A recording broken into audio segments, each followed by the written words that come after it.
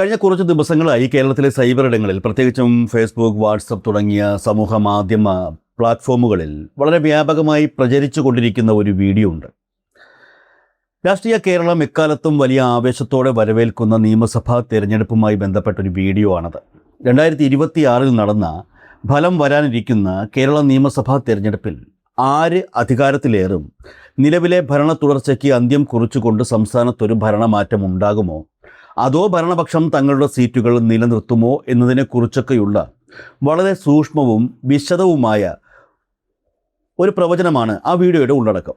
വെറുമൊരു രാഷ്ട്രീയ നിരീക്ഷണം എന്നതിലുപരി ഓരോ മുന്നണിക്കും ലഭിക്കാൻ പോകുന്ന സീറ്റുകളുടെ കൃത്യമായ എണ്ണം, ഓരോ ഘടകകക്ഷികൾക്കും ലഭിക്കുന്ന സീറ്റുകൾ എന്നിവയെല്ലാം അക്കമിട്ട് നിരത്തിക്കൊണ്ടുള്ള ഈ പ്രവചനം ഇതിനോടകം തന്നെ കേരളത്തിലെ രാഷ്ട്രീയ ചർച്ചകളിൽ വലിയൊരു കോളക്കം സൃഷ്ടിച്ചിട്ടുണ്ട്. അനുകൂലിച്ചും പ്രതികൂലിച്ചും ഈ കണക്കുകളുടെ യാഥാർത്ഥ്യത്തെ ചോദ്യം ചെയ്ത നിരവധി പേരാണ് ഈ വീഡിയോയ്ക്ക് താഴെ കമൻറ്റുകളുമായി രംഗത്തെത്തുന്നത്. വരാനിരിക്കുന്ന തെരഞ്ഞെടുപ്പിൻ്റെ ചൂടും ചൂരും ഇപ്പോഴേ കേരളീയ സമൂഹത്തിലേക്ക് സന്നിവേശിപ്പിക്കാൻ ഈ ഒരൊറ്റ വീഡിയോയ്ക്ക് കഴിഞ്ഞിട്ടുണ്ട് എന്നത് ഒരു നഗ്നമായ സത്യമാണ്. ഇത്രയും കൃത്യമായ കണക്കുകൾ നിരത്തി ഇത്രയും ആധികാരികമായി ഈ പ്രവചനം നടത്തിയിരിക്കുന്നത് മറ്റാരുമല്ല, തിരഞ്ഞെടുപ്പ് കാലങ്ങളിൽ കേരളത്തിലെ മാധ്യമ ചർച്ചകളിൽ സ്ഥിരമായി നിറഞ്ഞു നിൽക്കാറുള്ള തോട്ടക്കാട് എൻ ഗോപാലകൃഷ്ണൻ നായരാണ്. അടിസ്ഥാനപരമായി ഒരു റിട്ടയേർഡ് ഗണിതശാസ്ത്ര അധ്യാപകനായ ഇദ്ദേഹം കഴിഞ്ഞ കുറേ വർഷങ്ങളായി കേരളത്തിലെ തദ്ദേശ ഭരണ, നിയമസഭ, ലോക്സഭാ തിരഞ്ഞെടുപ്പുകളുടെയും ഉപതെരഞ്ഞെടുപ്പുകളുടെയും ഫലങ്ങൾ മുൻകൂട്ടി പ്രവചിക്കുന്നതിൽ ശ്രദ്ധ കേന്ദ്രീകരിക്കുന്ന ഒരു വ്യക്തിയാണ്.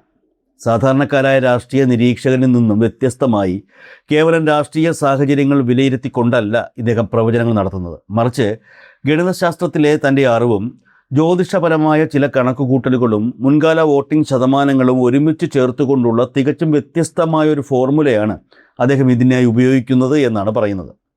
സംഖ്യാശാസ്ത്രവും ഗ്രഹനിലയും സമുദായ സമവാക്യങ്ങളും ചേർത്ത് വച്ചുള്ള ഇദ്ദേഹത്തിൻ്റെ ഈ വിശകലന രീതി കേൾക്കുന്നവരിൽ വളരെ പെട്ടെന്ന് തന്നെ ഒരു ആധികാരികതയുടെ പ്രതീതി ജനിപ്പിക്കാൻ പോകുന്നതാണ്.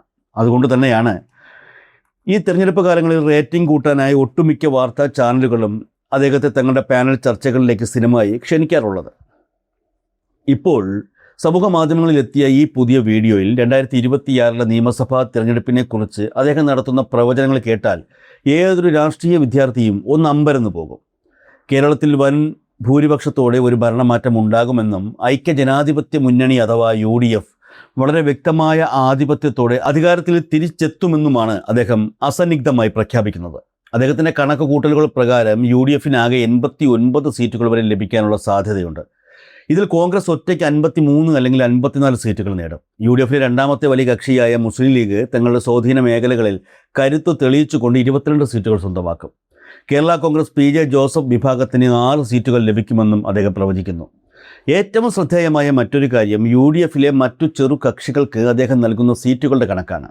RSP 2 സീറ്റുകൾ നേടുമെന്നും CMB, കേരള കോൺഗ്രസ് ജേക്കബ് വിഭാഗം, RMB എന്നീ പാർട്ടികൾ ഓരോ സീറ്റുകൾ നേടി നിയമസഭയിൽ എത്തുമെന്നുമാണ് അദ്ദേഹം ഉറപ്പിച്ചു പറയുന്നത്. മറുവശത്ത് നിലവിൽ ഭരണത്തിലിരിക്കുന്ന ഇടതുപക്ഷ ജനാധിപത്യ മുന്നണിക്ക് കനത്ത തിരിച്ചടി നേരിടേണ്ടി വരുമെന്നാണ് അദ്ദേഹത്തിൻ്റെ പ്രവചനം. LDFിൻ്റെ ആകെ സീറ്റുകൾ 49 മുതൽ 59 വരെയായി ചുരുങ്ങുമെന്ന് അദ്ദേഹം പറയുന്നു. ഇതിൽ CPMന് പരമാവധി 32 മുതൽ 34 സീറ്റുകൾ വരെ മാത്രമേ ലഭിക്കുകയുള്ളൂ. CPIയുടെ പ്രാതിനിധ്യം 11 സീറ്റുകളിൽ ഒതുങ്ങും. LDFിനൊപ്പം നിൽക്കുന്ന കേരള കോൺഗ്രസ് മാണി വിഭാഗത്തിന് വെറും 2 സീറ്റുകൾ മാത്രമേ ലഭിക്കാനിടയുള്ളൂ എന്നും അദ്ദേഹം തന്നെ ഗണിത ജ്യോതിഷ വിശകലനങ്ങളിലൂടെ സമർത്ഥിക്കുന്നു. ഒറ്റ നോട്ടത്തിൽ വളരെ കൃത്യവും സൂക്ഷ്മവുമായ ഒരു വിശകലനമായി ഇത് തോന്നാമെങ്കിലും ഇതിൻ്റെ യാഥാർത്ഥ്യത്തിലേക്ക് കടക്കുന്നതിന് മുൻപ് ഇദ്ദേഹത്തിൻ്റെ മുൻകാല പ്രവചനങ്ങളുടെ ചരിത്രം നമ്മളൊന്ന് പരിശോധിക്കേണ്ടതുണ്ട്. തോട്ടക്കാട് ഗോപാലകൃഷ്ണൻ എന്ന പ്രവചനക്കാരൻ എങ്ങനെയാണ് കേരളത്തിൽ ഇത്രയും പ്രശസ്തനായത്? അദ്ദേഹത്തിൻ്റെ തുടക്കകാലത്ത്, പ്രത്യേകിച്ചും ചില പഞ്ചായത്ത് തിരഞ്ഞെടുപ്പുകളിലും മറ്റും അദ്ദേഹം നടത്തിയ ചില പ്രവചനങ്ങൾ വളരെ കൃത്യമായിരുന്നു എന്ന് പറയപ്പെടുന്നുണ്ട്. മണ്ഡലം തിരിച്ചുള്ള അതിസൂക്ഷ്മമായ വിശകലനങ്ങൾ, അവിടുത്തെ ജാതി മത സമവാക്യങ്ങൾ, സ്ഥാനാർത്ഥികളുടെ വ്യക്തിപ്രഭാവം എന്നിവയെല്ലാം ഗണിതശാസ്ത്രപരമായി സമന്വയിപ്പിച്ചു കൊണ്ടുള്ള അദ്ദേഹത്തിൻ്റെ ശൈലി അന്ന് പലർക്കും കൗതുകമായിരുന്നു. എന്നാൽ ഈ പറയപ്പെടുന്ന വിജയങ്ങൾക്ക് യാതൊരുവിധ ഔദ്യോഗിക രേഖകളോ ശാസ്ത്രീയമായ തെളിവുകളോ നിലവിലില്ല എന്നതാണ് യാഥാർത്ഥ്യം. മാത്രമല്ല, സംസ്ഥാന തലത്തിൽ രാഷ്ട്രീയ മാറ്റങ്ങൾ നിർണ്ണയിക്കുന്ന വലിയ തെരഞ്ഞെടുപ്പുകളിൽ അദ്ദേഹത്തിൻ്റെ ഈ കണക്കുകൂട്ടലുകൾ പലപ്പോഴും അമ്പേ പരാജയപ്പെട്ടിട്ടുമുണ്ട്. ഇതിൻ്റെ ഏറ്റവും വലിയ ഉദാഹരണമാണ് 2021 നടന്ന കഴിഞ്ഞ നിയമസഭാ തെരഞ്ഞെടുപ്പിലെ അദ്ദേഹത്തിൻ്റെ പ്രവചനം. 2021 തെരഞ്ഞെടുപ്പ് കേരള രാഷ്ട്രീയ ചരിത്രത്തിലെ തന്നെ ഒരു വഴിത്തിരിവായിരുന്നു. പതിറ്റാണ്ടുകളായി കേരളത്തിൽ നിലനിന്നിരുന്ന ഭരണമാറ്റമെന്ന കീഴ്വഴക്കത്തെ തിരുത്തിക്കുറിച്ചുകൊണ്ട് പിണറായി വിജയൻ്റെ നേതൃത്വത്തിൽ LDF 99 സീറ്റുകളുടെ വമ്പൻ ഭൂരിപക്ഷത്തോടെ തുടർഭരണം നേടിയ ആ ചരിത്ര മുഹൂർത്തം കേരളം കണ്ടതാണ്. എന്നാൽ ഈ ഒരു വലിയ രാഷ്ട്രീയ തരംഗത്തെ മുൻകൂട്ടി കാണാനോ പ്രവചിക്കാനോ തോട്ടക്കാട് ഗോപാലകൃഷ്ണൻ നായരുടെ സംഖ്യാശാസ്ത്രങ്ങൾക്കും ഗ്രഹനിലകൾക്കും സാധിച്ചില്ല എന്നതാണ് ഏറ്റവും വലിയ വിരോധാഭാസം. 2021 ഇതുപോലെ ചാനലുകളിൽ വന്നിരുന്ന് കൃത്യമായ സംഖ്യകൾ നിരത്തി അദ്ദേഹം പ്രവചനങ്ങൾ നടത്തിയിരുന്നു. എന്നാൽ തിരഞ്ഞെടുപ്പ് ഫലം വന്നപ്പോൾ അദ്ദേഹത്തിൻ്റെ പ്രവചനങ്ങളെല്ലാം കാറ്റിൽ പറക്കുന്ന കാഴ്ചയാണ് നമ്മൾ കണ്ടത്. രാഷ്ട്രീയത്തിലെ അടിയൊഴുക്കുകൾ, ജനങ്ങളുടെ വൈകാരികമായ തീരുമാനങ്ങൾ, സർക്കാരിൻ്റെ ക്ഷേമ പ്രവർത്തനങ്ങൾ ജനങ്ങളിൽ ഉണ്ടാക്കിയ സ്വാധീനം തുടങ്ങിയ യാഥാർത്ഥ്യങ്ങളെ കേവലം ഗണിതശാസ്ത്രപരമായ സമവാക്യങ്ങൾക്കുള്ളിൽ ഒതുക്കാൻ കഴിയില്ല എന്നതിൻ്റെ ഏറ്റവും വലിയ തെളിവായിരുന്നു ആ പരാജയം. മനുഷ്യൻ്റെ മനസ്സിനെയും തീരുമാനങ്ങളെയും ജ്യോതിഷം കൊണ്ടോ കണക്കുകൾ കൊണ്ടോ അളക്കാൻ കഴിയില്ലെന്ന് ആ തിരഞ്ഞെടുപ്പ് ഫലം അദ്ദേഹത്തെ വിശ്വസിച്ചിരുന്നവരെയും ബോധ്യപ്പെടുത്തി. ഇനി 2026 അദ്ദേഹം ഇപ്പോൾ നടത്തിയിരിക്കുന്ന ഈ പുതിയ പ്രവചനങ്ങളിലെ ചില പൊരുത്തക്കേടുകളും യുക്തിയില്ലായ്മയും നമുക്കൊന്ന് പരിശോധിക്കാം. ഇത് വിശദമായി പരിശോധിക്കുമ്പോൾ തന്നെ അദ്ദേഹത്തിൻ്റെ അവകാശവാദങ്ങളിലെ പൊള്ളത്തരം നമുക്ക് എളുപ്പത്തിൽ മനസ്സിലാക്കാൻ സാധിക്കും. ആദ്യമായി UDFിലെ ഘടകകക്ഷിയായ RSPയുടെ കാര്യമെടുക്കാം. കൊല്ലം ജില്ലയിലെ ചവറയിലും കുന്നത്തൂരും അടക്കം RSPക്ക് 2 സീറ്റുകൾ ലഭിക്കുമെന്നാണ് അദ്ദേഹം പ്രവചിക്കുന്നത്. കേരളത്തിലെ നിലവിലെ രാഷ്ട്രീയ സാഹചര്യങ്ങളെക്കുറിച്ച് പ്രാഥമികമായ ധാരണയുള്ള ആർക്കും ഇതൊരു അസംഭവ്യമായ കാര്യമാണെന്ന് മനസ്സിലാക്കും. കഴിഞ്ഞ കുറേ കാലമായി വലിയ സംഘടനാപരമായ പ്രതിസന്ധികളിലൂടെയാണ് RSP കടന്നു പോകുന്നത്. നിയമസഭയിൽ നിലവിൽ അവർക്ക് യാതൊരു പ്രാതിനിധ്യവുമില്ല. അവരുടെ പരമ്പരാഗത കോട്ടകളായ പലയിടങ്ങളിലും പാർട്ടി വലിയ തോതിൽ ദുർബലമായി കൊണ്ടിരിക്കുകയാണ്. കൂടാതെ UDFിനുള്ളിൽ തന്നെ അവർ പല വിധത്തിലുള്ള അവഗണനകളും നേരിടുന്നുണ്ട്. ഇത്തരമൊരു സാഹചര്യത്തിൽ ചവറയും കുന്നത്തൂരും പോലെയുള്ള ഇടതുപക്ഷ സ്വാധീനമുള്ള മണ്ഡലങ്ങളിൽ അവർക്ക് ജയിക്കാൻ കഴിയുമെന്ന് പറയുന്നത് യാതൊരു രാഷ്ട്രീയ യുക്തിക്കും നിരക്കാത്തതാണ്. മറ്റൊരു പ്രധാനപ്പെട്ടതും തികച്ചും അവിശ്വസനീയവുമായ പ്രവചനം CMPയെക്കുറിച്ചുള്ളതാണ്. CMP നേതാവ് CP ജോൺ തിരുവനന്തപുരം സെൻട്രൽ മണ്ഡലത്തിൽ മത്സരിച്ച് വിജയിക്കുമെന്നാണ് ഗോപാലകൃഷ്ണൻ നായർ പറയുന്നത്. കഴിഞ്ഞ കാലങ്ങളിൽ നിരവധി തെരഞ്ഞെടുപ്പുകളിൽ മത്സരിക്കുകയും തുടർച്ചയായി പരാജയങ്ങൾ ഏറ്റുവാങ്ങുകയും ചെയ്ത ഒരു നേതാവാണ് CP ജോൺ. നിലവിൽ അദ്ദേഹത്തിൻ്റെ പാർട്ടിക്ക് കേരളത്തിൽ ജനങ്ങൾക്കിടയിലുള്ള സ്വാധീനം വളരെ പരിമിതമാണ്. മാത്രമല്ല, തിരുവനന്തപുരം സെൻട്രൽ പോലെയുള്ള ഒരു മണ്ഡലത്തിലെ രാഷ്ട്രീയ സാഹചര്യം വളരെ സങ്കീർണമാണ്.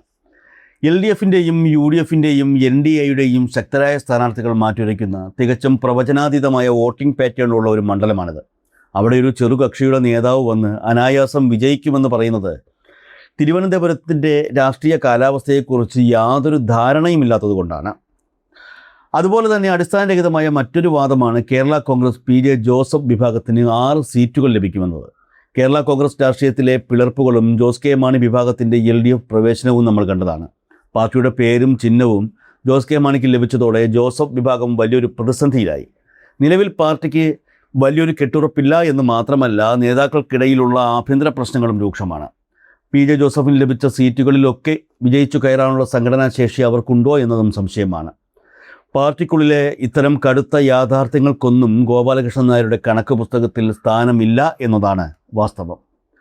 ചുരുക്കത്തിൽ പറഞ്ഞാൽ, യാതൊരുവിധ രാഷ്ട്രീയ യുക്തിയുമില്ലാതെ, നിലവിലെ ഗ്രൗണ്ട് റിയാലിറ്റി മനസ്സിലാക്കാതെ കേവലം ചില സംഖ്യകൾ നിരത്തി ആളുകളിൽ കൗതുകം ജനിപ്പിക്കുക മാത്രമാണ് ഈ വൈറൽ വീഡിയോയിലെ പ്രവചനം കൊണ്ട് ലക്ഷ്യമിടുന്നത്. UDFിനുള്ളിലെയും LDFിനുള്ളിലെയും ആഭ്യന്തര പ്രശ്നങ്ങൾ, ഘടകകക്ഷികളുടെ സംഘടനാപരമായ ദൗർബല്യങ്ങൾ, നേതാക്കൾ തമ്മിലുള്ള പടലപ്പിണക്കങ്ങൾ, സർക്കാരിൻ്റെ ഭരണ നേട്ടങ്ങൾ അല്ലെങ്കിൽ ഭരണവിരുദ്ധ വികാരം എന്നിവയൊന്നും തന്നെ ഈ ഗണിത ജ്യോതിഷ കണക്ക് കൂട്ടലുകളിൽ ഉൾപ്പെടുത്തിയിട്ടില്ല. മനുഷ്യൻ്റെ സ്വഭാവം, പ്രാദേശിക വിഷയങ്ങൾ, തിരഞ്ഞെടുപ്പ് കാലത്തെ അപ്രതീക്ഷിതമായ സംഭവ വികാസങ്ങൾ എന്നിവയെല്ലാം ഒരു തിരഞ്ഞെടുപ്പ് ഫലത്തെ സ്വാധീനിക്കുന്ന സുപ്രധാന ഘടകങ്ങളാണ്. ഇവയൊന്നും കേവലം കൂട്ടലും കിഴിക്കലും കൊണ്ട് അളക്കാൻ കഴിയില്ല എന്നുള്ളതാണ് യാഥാർത്ഥ്യം. ഈ കാരണങ്ങൾ കൊണ്ട് തന്നെ വളരെ ഉറപ്പിച്ച് പറയാൻ സാധിക്കും, തോട്ടക്കാട് ഗോപാലകൃഷ്ണൻ നായർ ഈ വീഡിയോയിലൂടെ പറയുന്ന 2026 തിരഞ്ഞെടുപ്പ് പ്രവചനം ഒരിക്കലും യാഥാർത്ഥ്യമാകാൻ പോകുന്നില്ല.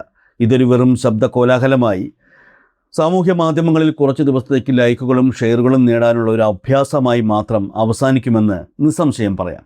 കണക്കുകളുടെയും ഗ്രഹനിലകളുടെയും അടിസ്ഥാനത്തിൽ ജനഹിതം പ്രവചിക്കാമെന്നത് ഒരു മിഥ്യാധാരണ മാത്രമാണെന്ന് വരാനിരിക്കുന്ന തിരഞ്ഞെടുപ്പ് ഫലം തെളിയിക്കും.